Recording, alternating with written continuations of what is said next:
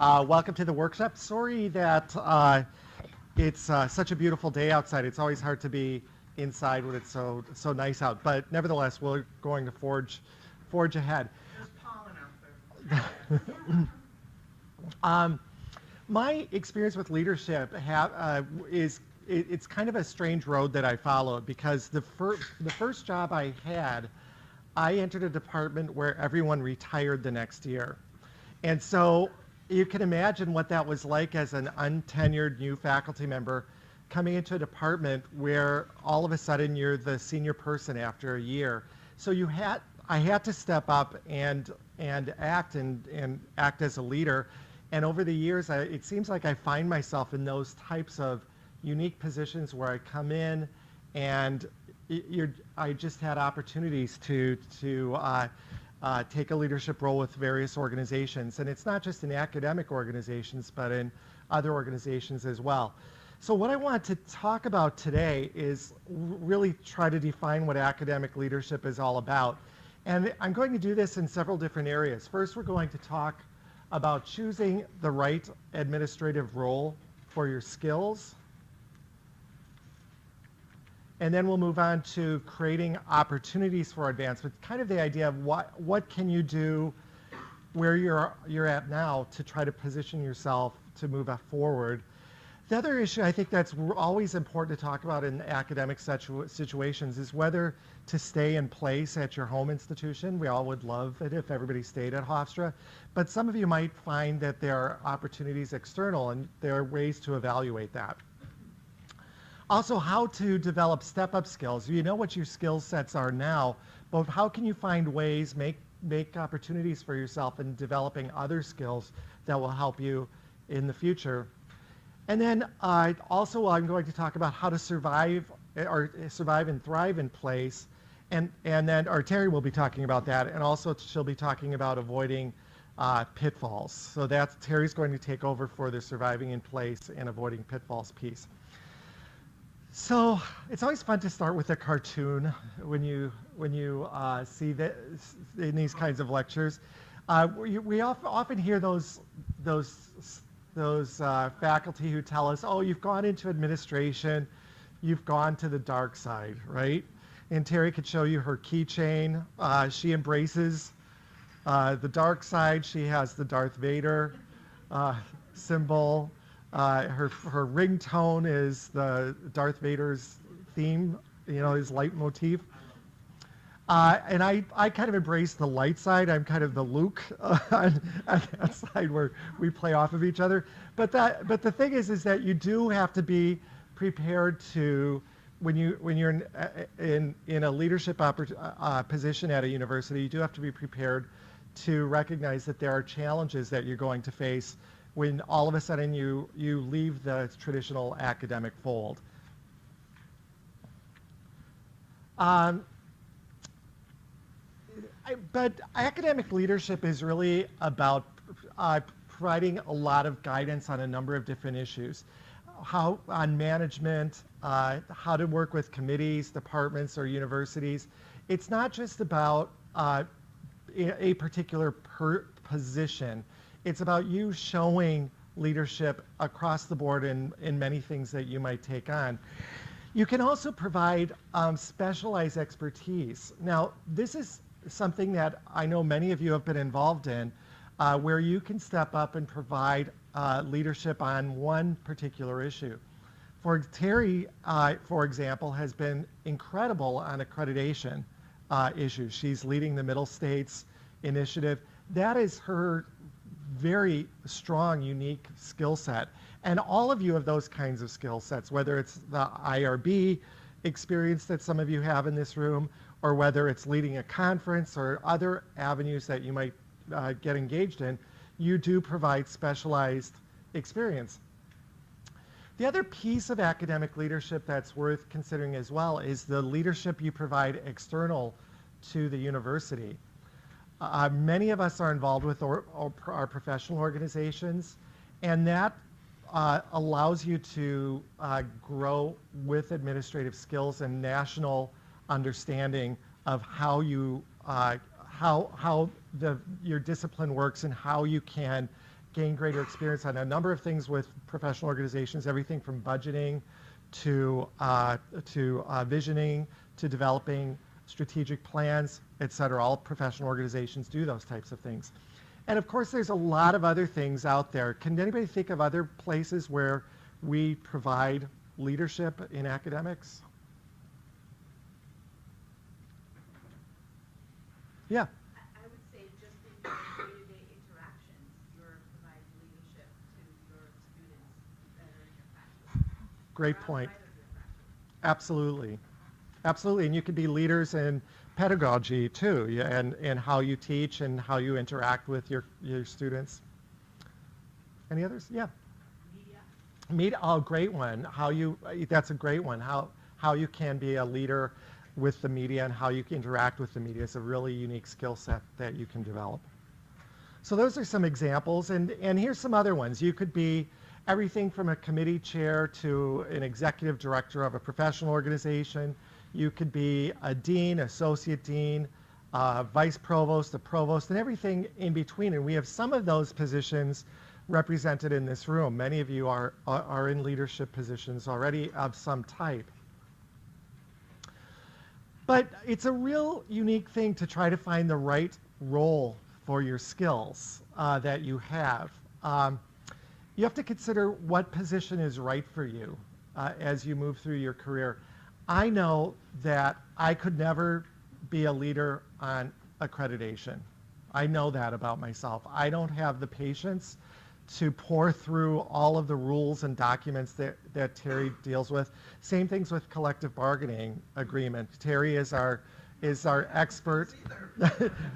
No, you do, and you're very good at it. She knows all the rules and regulations, the ins and outs of those types of things. I don't have that skill set. My skills lie in a different area, and I think it's worth taking the time to consider what you would be good at. Another thing to evaluate is your rank. Now, many people are in this room are at all different ranks at the university and in different kinds of positions. So you have to consider, what do other people at my level have in administration, or what should I be doing at this rank to allow me to move into more of a leadership position down the road if you're a more junior person. And then I think you have to evaluate your personal life. I've seen so many careers derailed because they don't engage their families in a conversation about what their career goals are. And as many of you know who are in administrative roles, it can be long days at the job, especially this time of year with graduation coming, with a number of evening events in some administrative roles, or weekend events that you have to attend. So you have to make sure that your family is on board and that you're in the position with your personal life that you're not going to derail your family as you're growing your career. And then I think it's important to evaluate your skill set. What do you bring to the table? What do you have already that you're good at that you can bring to others? Another thing to consider is your personal mission. Now, a lot of people don't take the time to think about that. What is your life goal in terms of your career? Now, some academics will look at their life goal as really to be focused purely on research. If as you consider your mission, your personal mission, and if research is your thing, probably administration should not be a direction you want to go in. But if your goal is to not only work on your research, your teaching, et cetera, but to also help your organization develop in a way that you want it to develop, that helps you define what you want to do with your long-term career. So it's important to evaluate your personal mission and how you see yourself with the organization in the future. All right, let's move on to consider how to create opportunities for advancement. Of course, Woody Allen said 80% of success is just showing up, and I think that's very true in our field. We have a lot of people, and you could probably imagine some people from your departments or from your schools that really just are not all that present at the university. You probably wouldn't even think about considering them for an administrative role if you were to want to say select a new chair or an associate dean or something like that, that they're just not there. You don't really know that much about them. You can't really consider them because they're not part of the department life. They're not part of the university life. So if you're interested in this stuff, it's important to just be a member of the university community. Be part of their life. Go to events, spend time with your colleagues, say yes to invitations, go to the major events that happen on campus, like the big faculty meetings, opportunities to socialize, etc. Also, if somebody asks you to do something, say yes. Often we're all so busy, it's very easy to say no. But it's also important to say yes, even if you're busy. I can't tell you how many times I have to call around to get help on so many issues, and it's such a relief when somebody says yes to help, because it's hard to run a university without assistance from the faculty. So saying yes is really important to show that you are somebody who does show up and is willing to work on issues. The other issue is it's good to point out problems. We all need to know how to run the university better, do a better job in our departments, do a better job in our schools, do a better job at the provost office level, and all of that. But if you point out problems, please know that you should also try to lend a hand to fix them. We all have people who will say negative things all day long about how things don't work. We can all think of those people in our lives, whether they're here at the university or in our personal lives. The Eeyores of the world, that everything's going wrong, nothing's working, but they're not willing to put in the elbow grease to fix the problem. And that's somebody that it's very difficult to work with people like that, of course. But there's absolutely nothing wrong with pointing out problems and then trying to step up and maybe helping out to try to solve whatever the issue is. Also, we all know that phrase, chopping wood and carrying water. A lot of university leadership work is this type of work. How many of you are on a Middle States committee this year?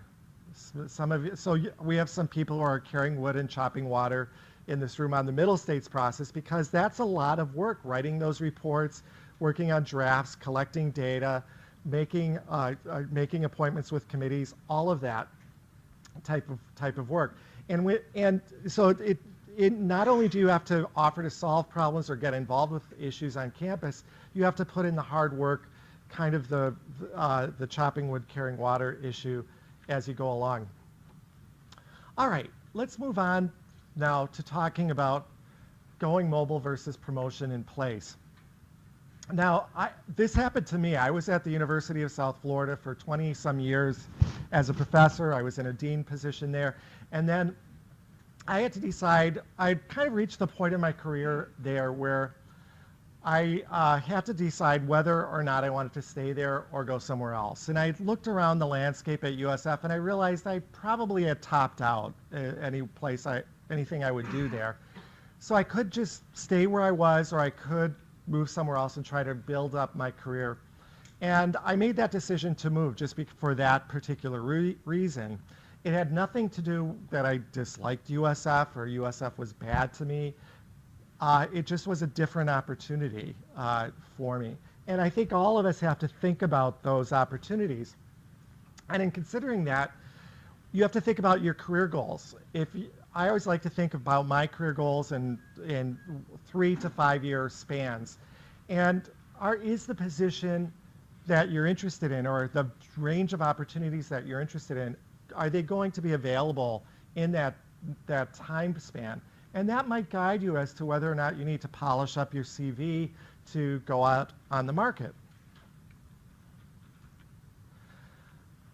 Do you like your colleagues and your institution? I'm always happy to say yes, and that was the case at University of South Florida and at Hofstra. But I know many people around the country, friends of mine, who are miserable at their institutions for whatever reason, and that's always a good clue that maybe it's time to move on. And I think it's also important to consider what opportunities are out there. Sometimes we see opportunities that may be a good fit, and you do your homework and it's not so good, but you have to really survey the academic landscape at this moment. I mean, it's a very strange academic landscape right now, as you know, because of the challenges with higher ed just generally in this country.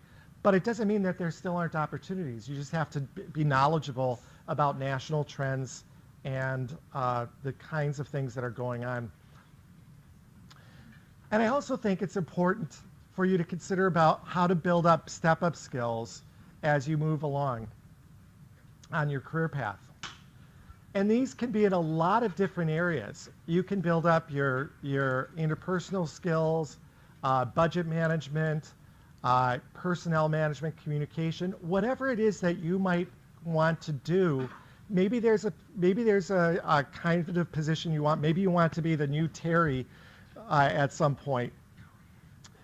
And you want to learn more about accreditation. It would be a great thing for you to reach out to Terri and say, hey, I would really like to get to know more about middle states and how that process works. What does that look like from your vantage point as the leader? She's chairing the committee, co-chairing the committee on it, right? Something like that. Yeah. She's the key person. Nobody's ever asked me that question, though. She's the key person on it. But seriously, that is a very marketable skill to know how accreditation works. So if you have that and you wanted to go on the job market, you would be golden. So those are the kinds of things to think about where you want to go. Budgeting is another issue. How many of you work with university budgets on a regular basis? All right, a few of you. And those of you who work with it know, oh my, it's a skill to try to manage budgets and work with the university budget, do budget planning, calculate out costs of programs, all of those kinds of things that administrators have to do. Some of you might be great with personnel management, but you might not be so good with student advising. So there are all these different areas that you could consider going into depending upon which place you want to go with your long-term career goals. And then next steps, some next steps that I would recommend that you consider as you move along. First of all, find a mentor. This is actually my mentor. Her name is Lynn Goldstein. She's been my mentor for about 30-some years. And I've called her on every major career change I've made. And even on things like, what do you think of my CV for tenure? What do you think about me going up for full professor now? I'm thinking of publishing in this area. What do you think about this move in this direction? And she's given me great advice. She's been an administrator herself. She's just retiring now from Michigan State University. And it's been incredibly helpful. I think it's good to have a mentor at your university, but I think it's really especially good to have a mentor external to the university who can guide you on those larger national trends and can see you within a context that is different from your current peers. Also, if you haven't done it yet, develop a personal mission and a list of career goals and think about the steps you need to take to get to that level. Who do you need to meet? Who do you need to network with? What do you need to know that you don't know yet? I also would urge you to evaluate your social media activity and your personal outlook. If you're somebody who's negative about the institution, it's probably not a good idea to get into administration with that institution. If social media is a little problematic, and by that I mean we all have political viewpoints, we all have outlooks, and my social media is certainly goofy if you look at mine, right?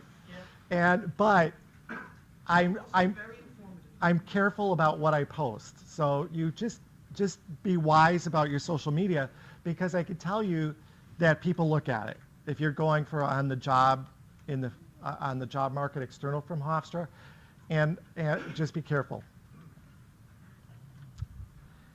I also urge you to start to consume information about higher education management. You all have heard of Inside Higher Ed, the website and the publication. There's also the Chronicle of Higher Education, but there's also a lot in our own disciplines that's out there that we can take a look at. You also have to think about, if you're want to move from department to college level, to consume information about the broader discipline, whether it's arts and sciences, to learn more about other disciplines, or if you're engineering or School of Business or one of these other things, to think about how these schools are managed, as opposed to your focusing in on your department. And there are publications that talk about that. Also, I would urge you to communicate your goals to your family and supervisors as appropriate. This doesn't mean that you want to tell your supervisor, hey, guess what? I'm going on the job market and I want to get out of here. That's not what I'm talking about. What I'm talking about is articulate your goals so that they know what you might want to do down the road. Say you want to be the dean at one day. What would tell somebody that you're interested in that, and what would it take for you to get to that point? What they can advise you in that way.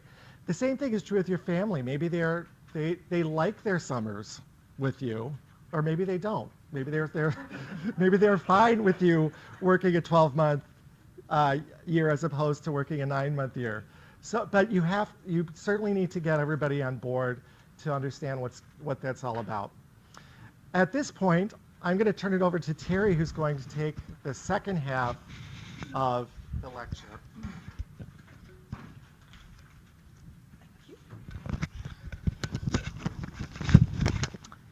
Thank you. I left my coffee up here, so I'm really excited right now.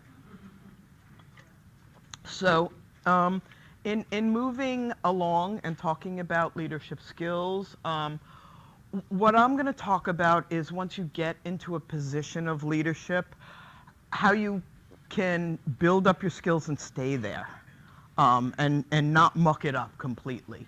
And we're going to be following along some of Bob's themes as well, especially I wanted to talk a little bit about opportunity, because Bob, and everybody's different, right? So Bob has really thought about his career and looked for opportunities in his career and considered them.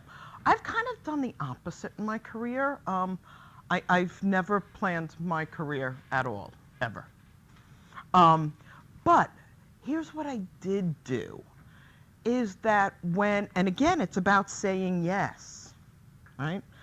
When opportunities were presented to me, I took a chance and I said yes. I said yes to helping, years ago, the doctoral program in clinical psychology with their accreditation report, only because I was, an industrial organizational psychologist. I was, a numbers kind of chick. So did a good job there. Then I helped another program. Then I got involved in middle states. Then I got recruited to work with the provost's office as a special advisor. And at the same time, I was director of leadership, and then I directed a doctoral program. And, so don't be afraid of change would be some of my personal advice. And I think the ability to think proactively about opportunities, but the ability to also recognize opportunities when they're presented to you is really important. So my talk is going to basically be about how not to screw up when you finally move into a position of leadership. I am an industrial and organizational psychologist. I actually study leadership and personality, and a lot of the slides that I have are based on the research, but I'm not going to get into the nitty-gritty details. I've got other presentations if you want to, really dig into that. This is kind of like the high-level presentation. So one thing we find in the literature is that there are almost as many definitions of leadership as there are persons who have attempted to define the concept. Not everybody agrees on what leadership is. And this came from one of the textbooks I was using just as an example of there's got to be at least 10 different definitions of what leadership is in this particular thing. But for our purposes, we kind of define leadership as influencing the action of others towards a common goal. Okay?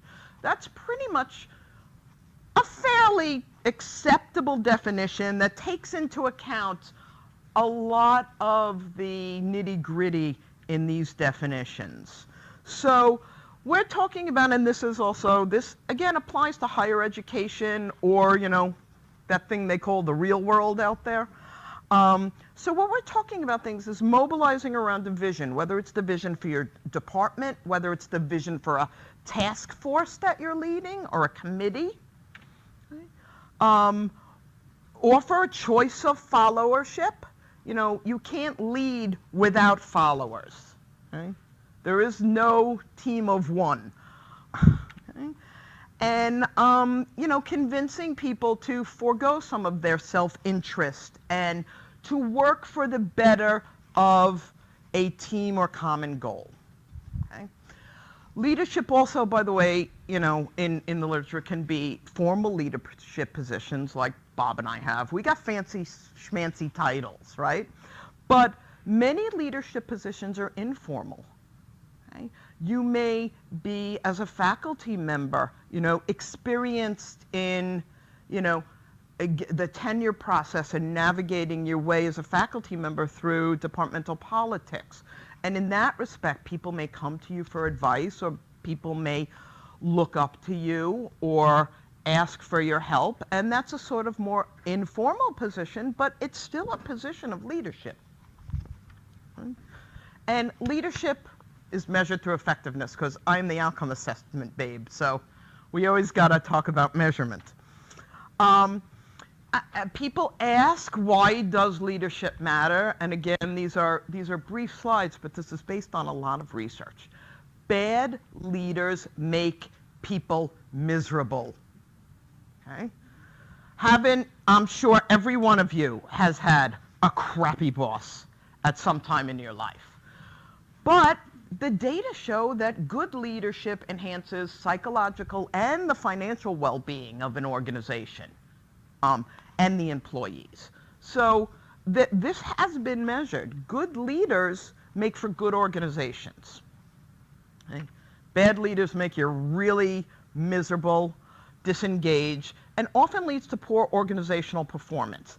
And again, disengaged employees, disengaged faculty, disengaged committee members. What I mean by that is, they're not playing for the team. They don't care about the goal of the team or the vision.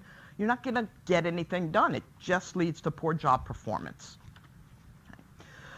So there are a lot of different perspectives on what makes a good leader, in addition to just understanding what leadership is. Good leadership is relatively hard to define because, again, it's also contextual, and it depends on what organization, where you are, what the goal is. And there's a lot of, you can Google good leadership and you'll come up with literature, you'll come up with self-help books, you'll come up with, good and bad things. But there's a pretty good consensus on what makes a bad leader. And I'm just raise your hand. How many people have had a crappy boss sometimes in their life? Okay. What made your boss crappy? Attitude. Thank you, Brian. Although you can't see you, and I better stand back here. Inability to listen. Inability to listen. Absolutely. Had no ability to be proactive about things, only reactive after problems have already been. Yeah, putting your head in the sand, the ostrich leader. Okay.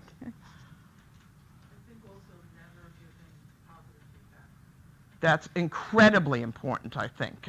Never giving positive feedback. There's a theory called management by exception, right? You never hear from your boss until you screw something up, right? Okay, I would not recommend management by exception. Anybody else? Just overall, poor communicator. Poor communicator. And if you're going to find that what you say mimics what's found out in the world as well. And the other thing that's interesting to notice about is a lot of the stuff that makes people poor leaders, or that makes you perceive them as poor leaders, has to do with interpersonal skills. And here's the good thing about this. Leadership can be learned. I believe that as an IO psychologist. There are skills that you can develop. And that's sort of what we're talking about here today. So this is some data, and I thought it was really interesting, and it just leads me to this quote on the next slide. Hogan, and Kaiser searched a bunch of literature to find out some base rates for management failure. And you can see from the studies that they, at the time, compiled, there was base rates of management failure anywhere from 30 to 60%. Okay?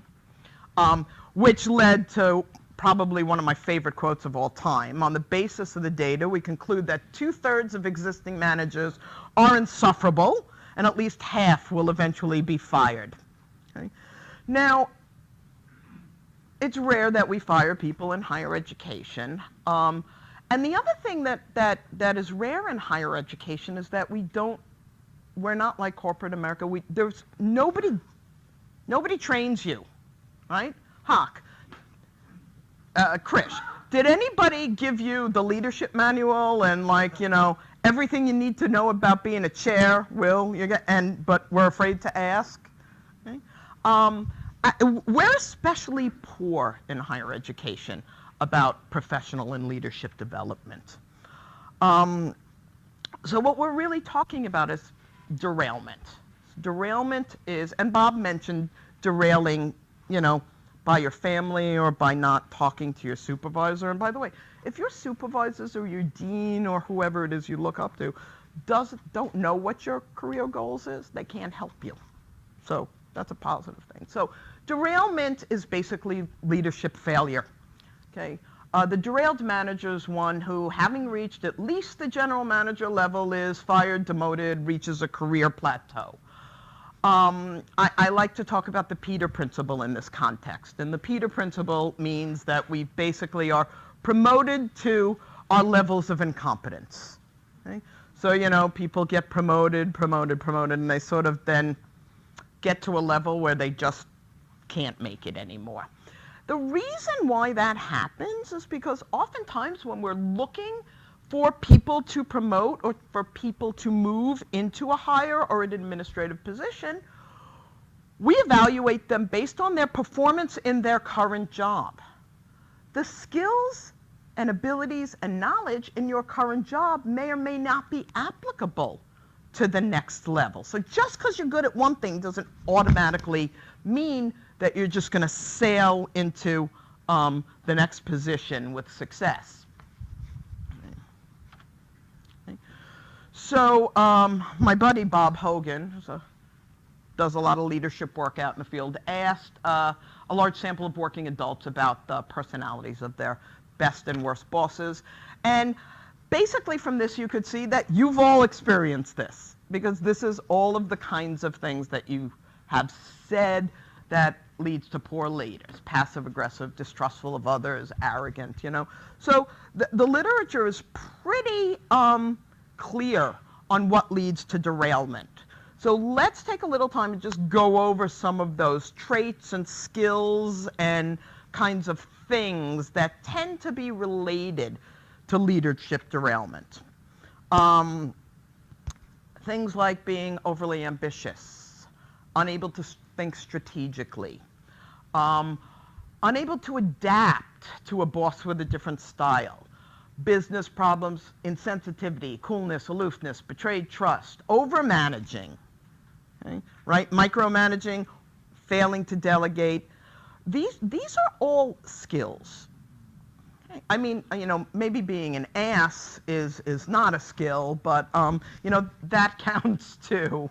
And you can see most of these are interpersonally related skills, right?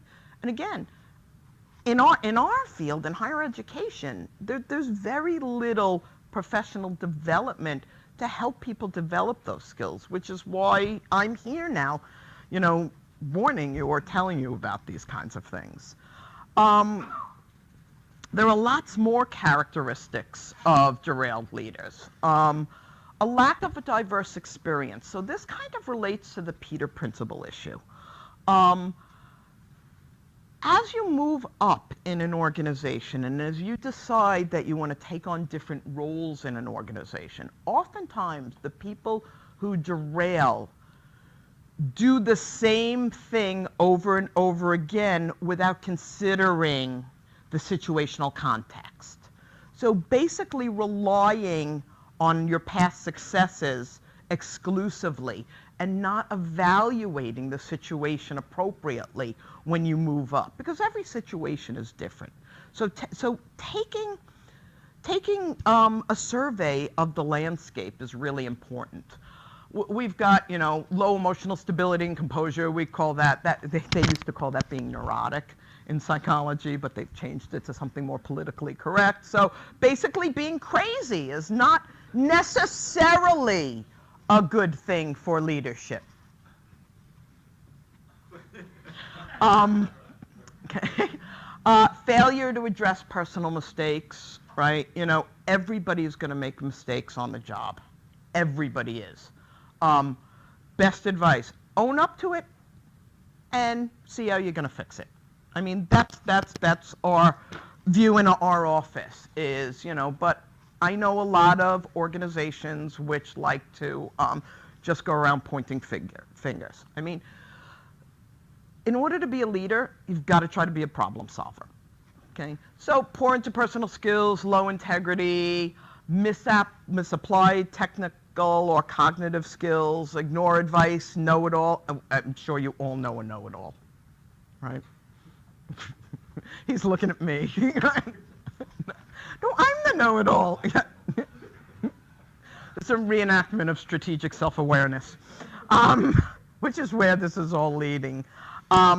There's a lot of organizations. CCL has been doing work for years, and you can see. Are you seeing a pattern here in the types of skills and types of behaviors actually that lead to leadership derailment? So, I mean, one, you've got to have the goods to move up. You've got to know your job. All of you do that. You know that. It's those other softer skills that tend to get people in trouble.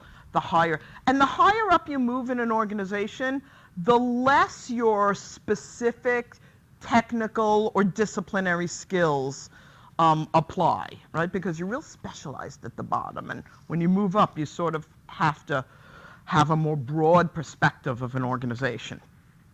So generally, managers who are aware of these factors and conduct honest self-assessments can really move up. And the point of, whoops, well, I don't. The point, sorry, I got distracted by a shiny object. The point of this is going to be about strategic self-awareness. Yeah, this is just some more of the same. And you can see, yeah, melodrama. Well, a little melodrama goes a long way. I have another presentation, and we can talk about it next semester, that talks about bright side and dark side traits. And essentially what this comes down to is in the leadership and personality area, the bright side is your everyday personality, your everyday skills and behaviors that you bring to work, The dark side stuff is what comes out under stressful situations, and when you're under a lot of pressure. And again, the moral of the story is going to be strategic self-awareness. Everybody's got some derailers in their personal profiles. Okay? It's just being aware of them. Okay? I've taken every personality test. I got a lot of derailers. But I know it, and I make it work for me. So again, it's all about strategic self-awareness. All of these derailment triggers especially are susceptible to times of stress. And in an organization, what does that mean?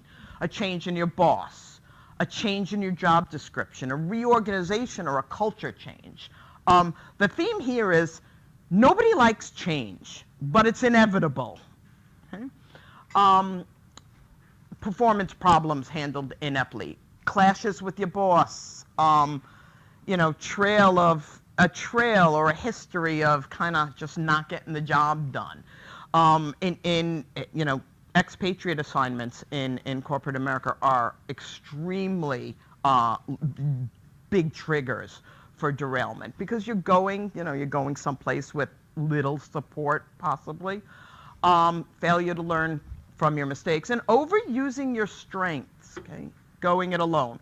So these are sort of basically what we call stressors in the organization that tend to exacerbate our sort of dark traits, right? That's when you're most susceptible to derailment because how many people have ever been in a stressful situation on the job, right?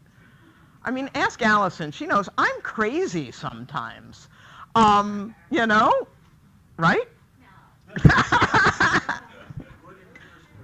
You get to. We run a little leadership cohort. We've been doing a pre-pilot study this year, and Allison has been sitting in on it, and it's actually been very valuable. So look for more plans for the next academic year.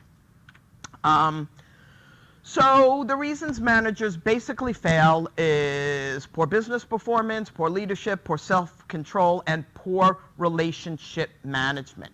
Part of being a leader is the ability to build a team and have the team work towards a common goal.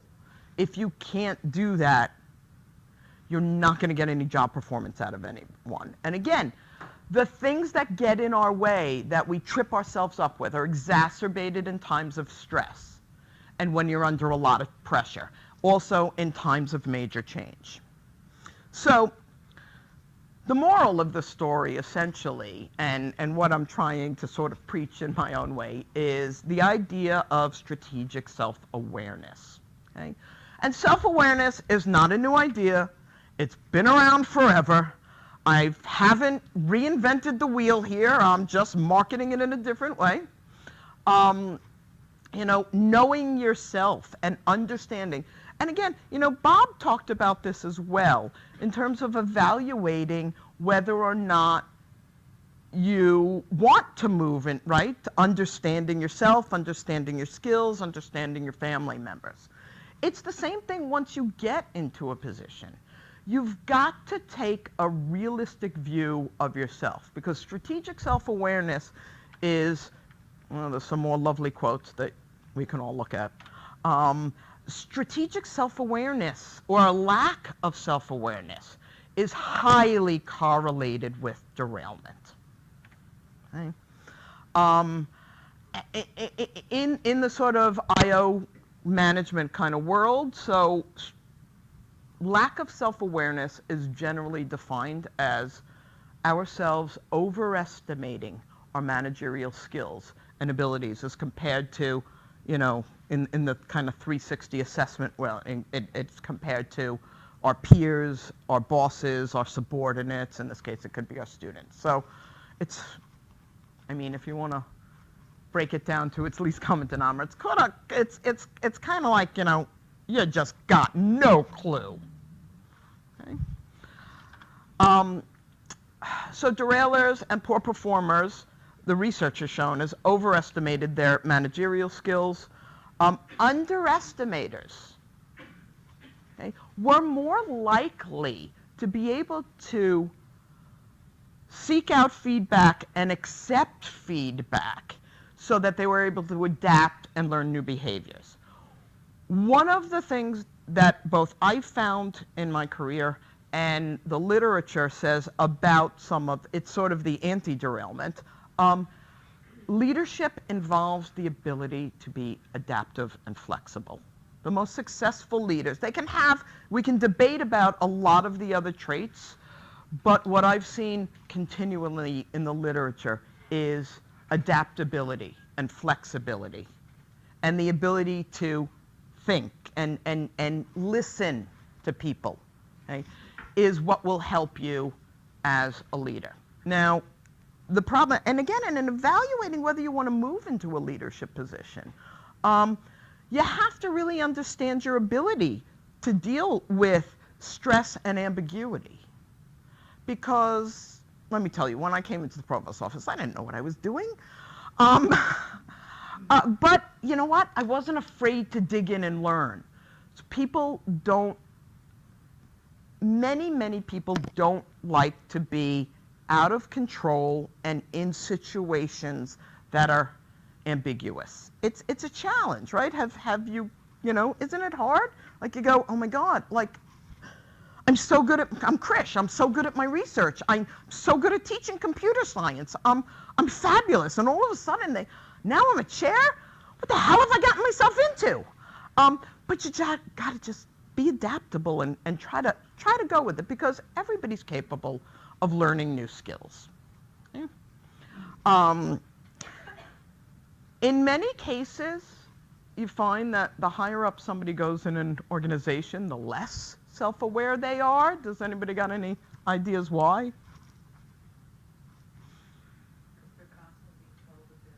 Yeah, because, the higher you go up, the more people get afraid to give you realistic feedback.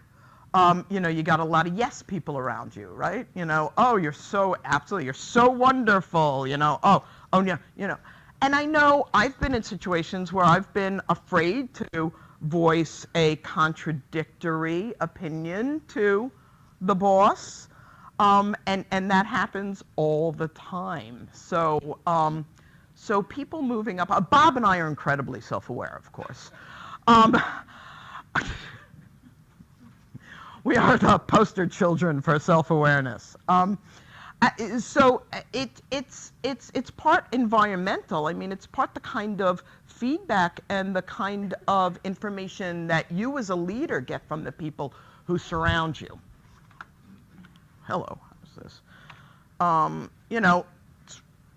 It's the same theme here. Lack of self-awareness is related to being assertive, lack of humility, arrogance, insensitivity, being a control freak, okay?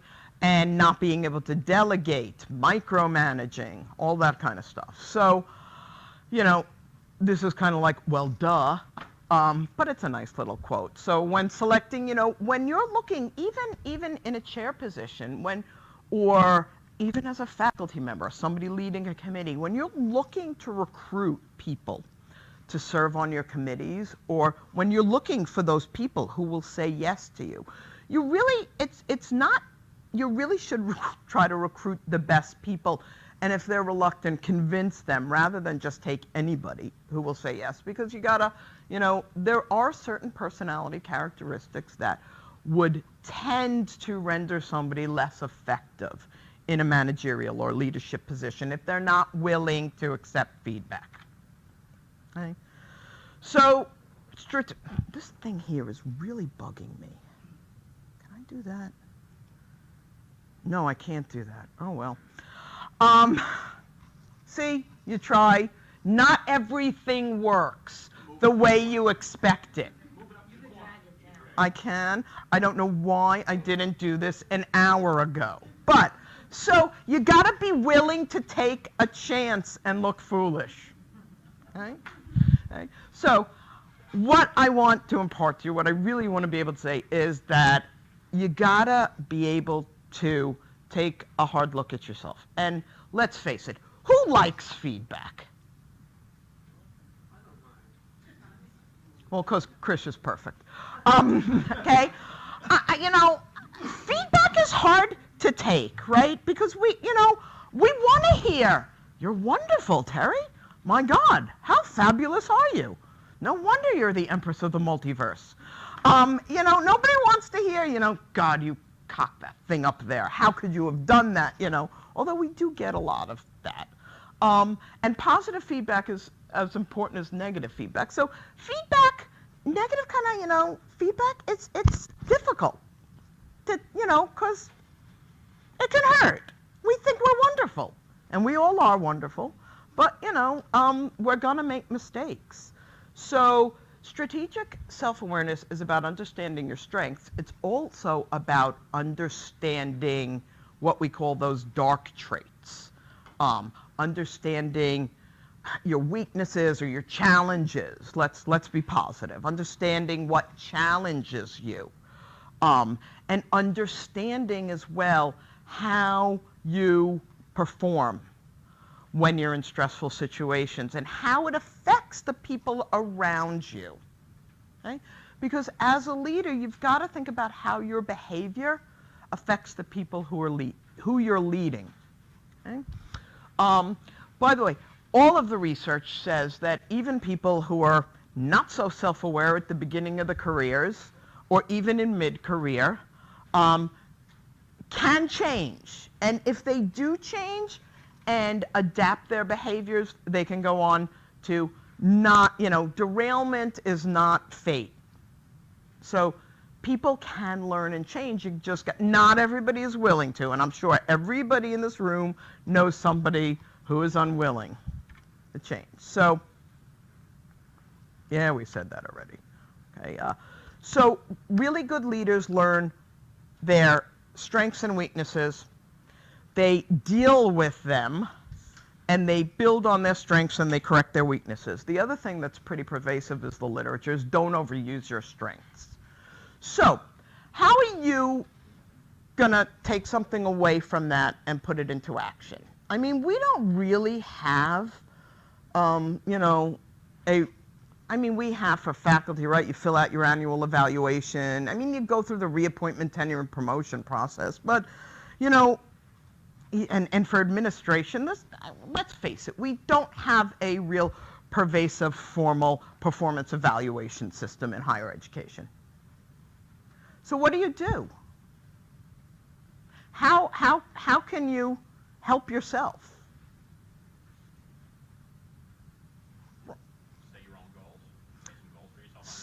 Set some goals for yourself on an annual basis. Absolutely.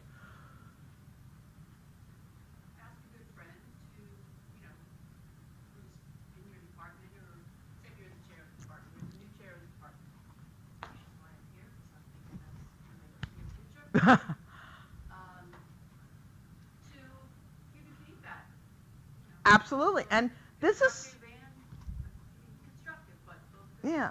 Well, sometimes people... first let me say that, again, this is, exactly what Bob said as well, in terms of whether you're making the decision. You talk to your family. Do you think I'm ready for this? How does this affect you? Nobody's going to give you feedback unless you seek it out. And one of the most difficult, first of all, I said we don't like to get feedback. People are also very reluctant to give feedback. So you should seek out somebody you trust, and you should ask. And you know what? If you ask, people are likely to talk to you. And it's not, you don't have to say, tell me all the ways I screw up. And you can say, after a meeting, let's say, lead a meeting. After the meeting, somebody who you trust. Okay, how did that meeting go? Could I have done anything different to make it better? I believe in framing things in a positive manner as much as you can, So seek out feedback from your peers. Seek out feedback from your chair. Get a mentor. Get a mentor who you can talk to about things. I would also say that if you seek out a mentor, and I'm happy to hook people up with or try to find you somebody that you can talk to, I would strongly suggest finding a mentor that is in another school. Okay. I've talked to HR, Denise Cunningham, about this. I've set people up in mentor relationships, and I think it's very important if you want to be able to talk to somebody honestly that you move out of your silo if you want a mentor. And you can seek one out on your own. You can call me. You can call Bob. Okay? We're happy to help. So basically, the takeaway from this is leverage your strengths, but understand the dark side of each strength. So even your successes, if you use them too much, you're like a one-trick pony, right? Nobody wants to be that. Learn from your past, but don't get stuck in it, okay? You've gotta, even if you can't solicit feedback from somebody, take a hard look at yourself. Sit down, think, how did I handle the situation? Could I have handled anything better? And remember that you have to develop new skills as you move up in an organization or into different positions, because different positions just have different requirements. It doesn't mean that you're lacking in anything. It just means that you've never been in that situation before. So think of those situations as, think of the opportunities to freak out and say, oh, shit, I don't know what I'm doing. Think of that as an opportunity. Yes, I know. That's on video forever. Sorry, Mike Horowitz. Don't cut that out. Yeah, a sense of humor goes a long way to relieve stress. Okay? So again, the point is, what got you into a position may not be all of the stuff you need to be successful into a position. So think about the past. But always be adaptable and be willing to learn new skills and seek out help. Okay? By the way, that's what the Fred office is for. So, if you find that, there's a need for a particular kind of workshop or skill development, call me. I'll make it happen. Seek out feedback, especially about your limitations, but also seek out feedback on what you did well. Okay? Because that's important too. And it's important that you recognize the things that you do well, because sometimes, I think a lot of people in this room could be their own harshest critics. Be careful in times of stress. So here's what I try to do in my office when I get nuts, and our office just sometimes everything is blowing up. Allison may or may not support me on this. First of all, based on my behavior, they all know when I'm stressed and crazy. Okay?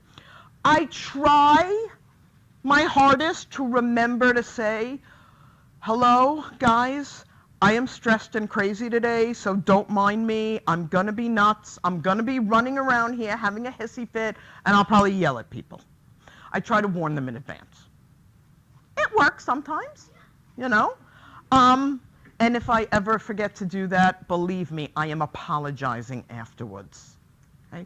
So for me, if I let the folks who work for me know the kind of day I'm having, and I let them know the obstacles I might be facing, it helps a lot, because sometimes when I get like that, I don't stop and say, do you have everything you need to do your job, Allison? Do you have everything you need to do, So I'm also trying to do that more. So again, this is just, I didn't take any tests for that. I just said, let me look at the past 6 months. Let me look at, my performance. Let me take a hard look at myself. So I got plenty more examples of me screwing up and making things better, or trying to make things better. So, it works. I practice what I preach. Okay?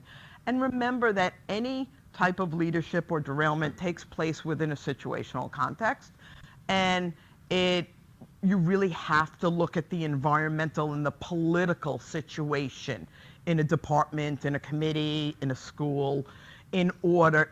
Leadership just doesn't happen in a vacuum. Okay? So you got to really try to understand all the situational factors involved. And that's pretty much it for what I got to say. You have any closing remarks, Bob Brinkmann? No. Does anybody have any questions for Bob or I? I have tons. Okay, Krish, shoot. We have 10 minutes. Okay, Bob spoke about how to move into leadership positions, and you've spoken about what not to do to muck things up. But what should we do to avoiding the bad parts, I understand, but what are the good parts to do? And I like to have a bullet point checklist, like you have for derailment. Right. Here are the things you should do. You to be should get feedback, seek feedback. You should seek professional development opportunities. Okay? There are a lot of actually resources in higher education. Like we're members of we're members of a lot of organizations. I'm just thinking of the American ACE, where we did the internationalization lab. AAUP, CICU, right? I forget what they all stand for, but just Google them. ACE, yeah. So there are a lot of higher education groups that the university has memberships to that offer training sessions, and I try to look at them. Also, I would look for professional development opportunities within your own disciplines, like at conferences that you go to. I'm always I get a lot of emails, so I delete a lot of them, but when I see one that I think somebody might benefit from, I'll pass it along to a dean or something, so you can seek out. There's a lot of resources available online. You can come to Bob and I. So here's something that came up in the Chairs Caucus leadership meeting. It almost came up as a joke, but we're taking it seriously. It was, at the end of the meeting, I was like, let me know, what kind of Fred workshops that chairs in particularly need. And KG, you all know KG? KG raises his hand and says, it would be nice if we knew how to say no to people. And I laughed, and we all laughed, right? But that's actually a skill, and I think all our chairs here have struggled with, right? Because you can't make all your faculty happy. I have a bullet point for exactly that. Yeah. So, I actually spent the afternoon thinking about that and thinking about my own research that I've done in IO psychology. I mean, I did it a lot in the customer realm, but there's a lot of research about organizational justice and management and within organizations and customers. And all of a sudden I said, learning how to manage conflict and learning how to say no to people. Especially because let's face it, right? You've got a series of hierarchical positions. We are all colleagues. I am not doing the permanently do the chair position going up. I will step down, and then maybe that's here. Yeah, and let's face it, faculty are very independent. And how do you develop that shared vision within your department? So that is actually something that I'm going to work on developing this summer. So I'm going to nominate Hawk and Krish and Will to help me with that. I actually think that others outside of chair roles would benefit from that. Because I can speak personally, like we deal with all different personalities and all different circumstances, where I would personally find value in training like that. Well, here's the great thing about what we do in the provost's office. We can adapt it to anybody. So You were the provost office maybe received the survey from the chairs. What kind of the issues or difficult to do? absolutely. This not for the specific point out. Yeah. No, but so we are. So seek out. So what did we say? I lost track of my list. Seek out professional development. I'm not that kind of psychologist. Seek out professional development opportunities. Ask for feedback. Take a look evaluate yourself from time to time, because you know what went on. And sometimes I think, but here's the other thing. When you evaluate yourself, give yourself a break too. Don't be too harsh in your self-assessment.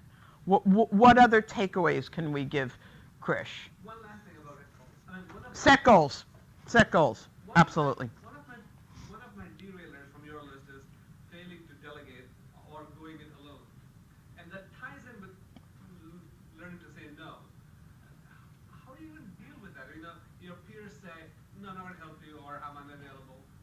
You can't delegate, and Well, more and more. we could spend a long time talking about this, and maybe we should at another time. But, so there's two issues. One, there are leaders who themselves don't like to give up control of things. So if you are that kind of leader, that's going to get you some time because there are only 24 hours in a day and 7 days in a week. And there is too much for one person to do. I've actually had a hard time in the past giving up control. And it takes, really, it's practice, right? Skills are practice. Like, you gotta learn to trust people, but when you delegate, if you're one of those, give instructions. Give specific instructions about your expectations for your employees, okay? Because without those expectations, or without, when you just say, I want this, and you walk away, chances are people are going to do it wrong. So it's about communication and interpersonal communication. Now, the other issue I see possibly affecting chairs is you want to delegate, but you ain't got no one to delegate to. So maybe we work on, the marketing of the request, or how you make requests, or bargaining. Okay, so those are some skills. Yeah. Bob Brinkmann. Thanks. I just want to add one thing to that, is that my experience when I was department chair was similar to yours. I felt like I had to do a lot because there were some people who wouldn't step up. But the further higher I got, the more control I gave up, because I found out that my ability to assess the situation was very limited from my position, and I needed to get a broader perspective and bring more people in making decisions and getting advice. Everybody in the office knows I'm the worst person on making decisions on personnel matters for hiring, and Most people suck at that because they're not trained. And that's where the skill of the team comes together to really evaluate and interview people and get ideas from other people. And I would really urge you to develop those skills early on about how to delegate and how to let some of that go, because if you don't have developed those skills by the time you move up into a higher position, you'll lose the ability to build consensus and to get support from your stakeholders. And you'll just fail because there's too much to do. If Bob and I did not delegate, we'd be dead in the water because the job is overwhelming. So we've learned you've got to do it, but if you delegate appropriately, and again, I think that involves communicating your expectations to the people that you're delegating to. Okay? Unless this is their expertise, and then I'll say, hey, this is all yours, do it the way you want, just do it. It's really hard to give up that control. It's very hard, but that's the only way to survive as you move up in an organization. So I think we're pretty much out of time because we got to clean up this food and there's a class coming in 20 minutes, and I got to make sure that we've lecture captured this appropriately. So I thank you all for coming, Bob and I. Email us with any questions because obviously we're on the same page. And thank you.